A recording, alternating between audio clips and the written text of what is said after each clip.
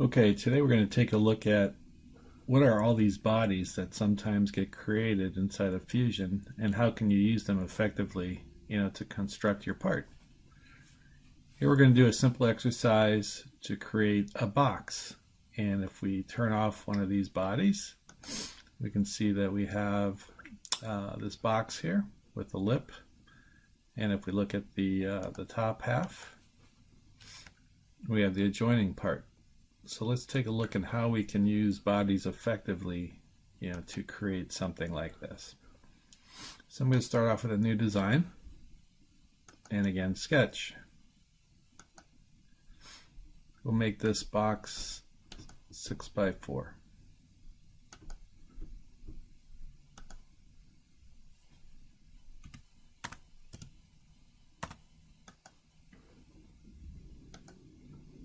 Okay, I'm going to be using 1-inch stock to make both halves of this, so I'm just going to extrude this 1 inch.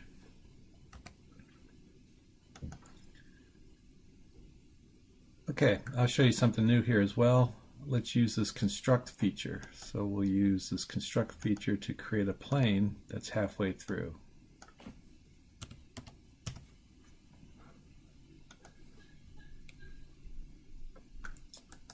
And then let's go ahead and put some rounds on these corners.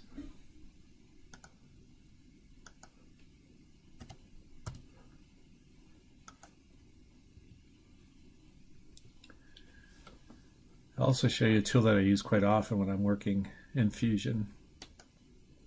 It's called the section analysis tool. So here, for example, we can pick this plane and we can actually take a cross section through our part just to kind of see what it looks like. And you can do that from any plane or any face that you can select. So here we'll just turn on the origin.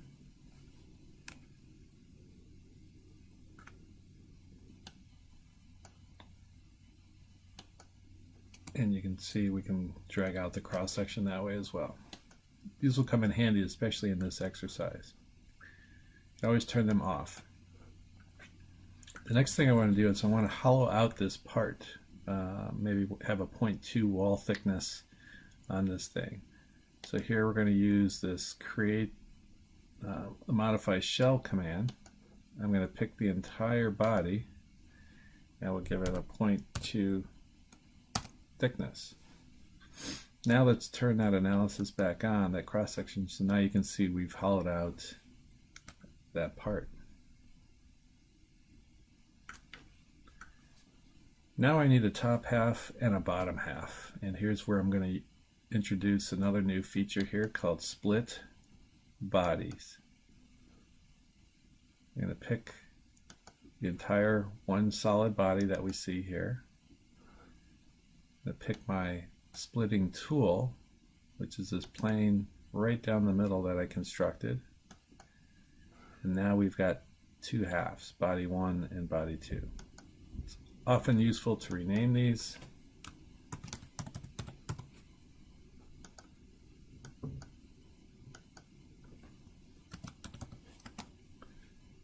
Now I can turn them off. I don't need to see these construction planes anymore, so I'll turn those off and I'll turn the origin back off. Now I can just toggle between, body top, body bottom. Notice I've left the analysis turned on. This will be helpful here in a minute when I show you how to create this lip.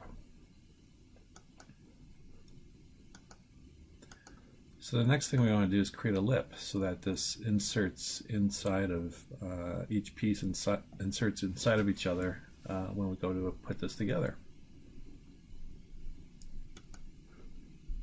So I'm going to select the center plane here, create a new sketch. And I'm just going to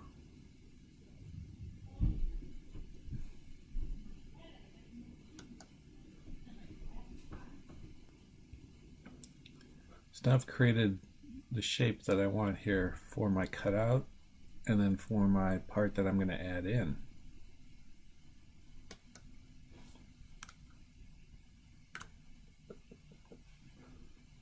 Now here's where it can get kind of interesting or confusing in Fusion.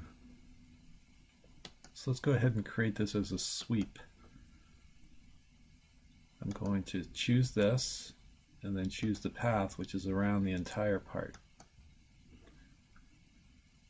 Now the first thing Fusion is doing is it's trying to figure out, what do I want to do here? Do I want to remove that material? Or do I want to add that material? Okay, so it's really just trying to figure things out for me. So if we turn the bottom off here, we can get a better look. In this particular case, we want to remove that material, so we'll choose OK. And now we've got that lip created.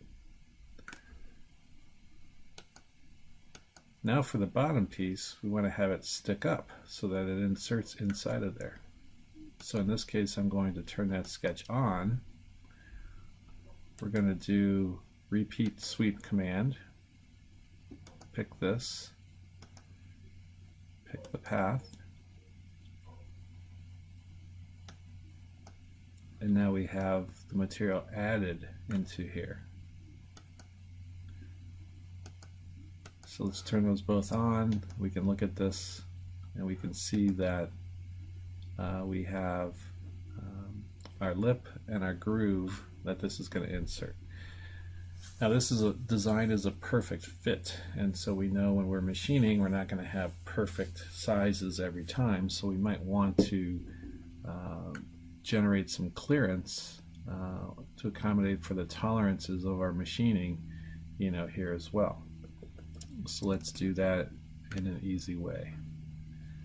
I'm going to turn the analysis off. Let's start with the top piece.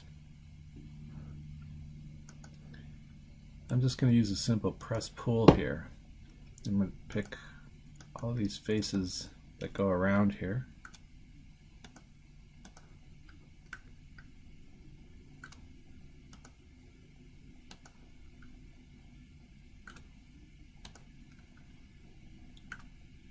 Okay, I'm going to pull on this just so you see what's happening. So it's actually making that thinner.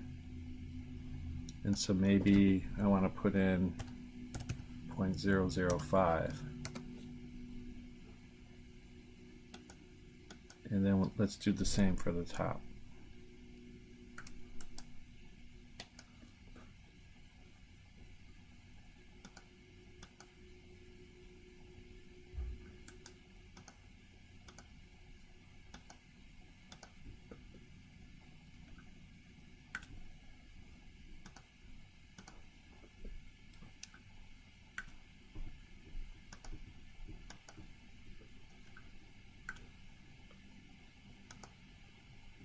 Okay, now that we've got them all selected, we can pull on the arrow just to kind of see, and so we'll just do a negative 0.005 again. So now we'll turn our analysis back on, and we can look at this.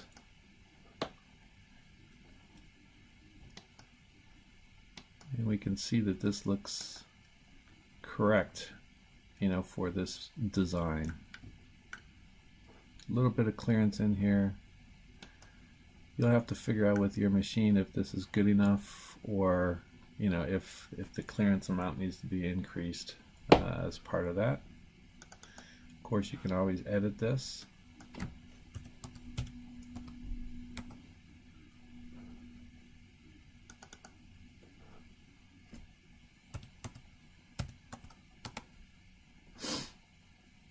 So there we have a pretty wide gap in there now. I'm going to leave mine at 0.005.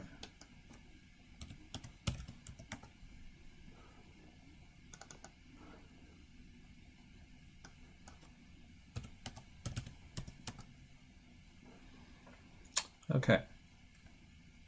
So there's a real simple exercise on how you can start off with one body and then end up with multiple bodies.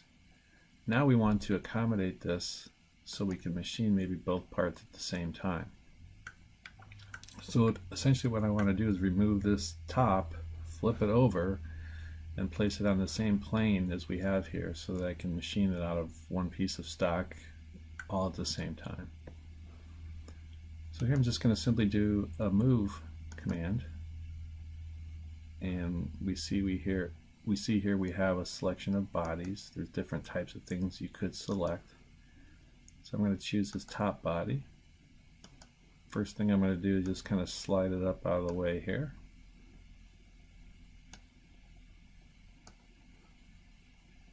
And we'll make that 7.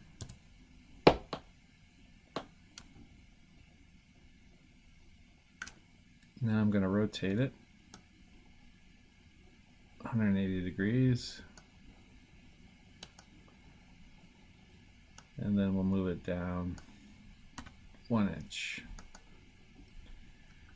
Now we have everything ready to go to set up for our machining operations to machine this probably out of, this is 6, 12, probably 15-inch wide piece of stock by 8, so we can still use our 1x8 to do this, or 1x6 to do this particular project.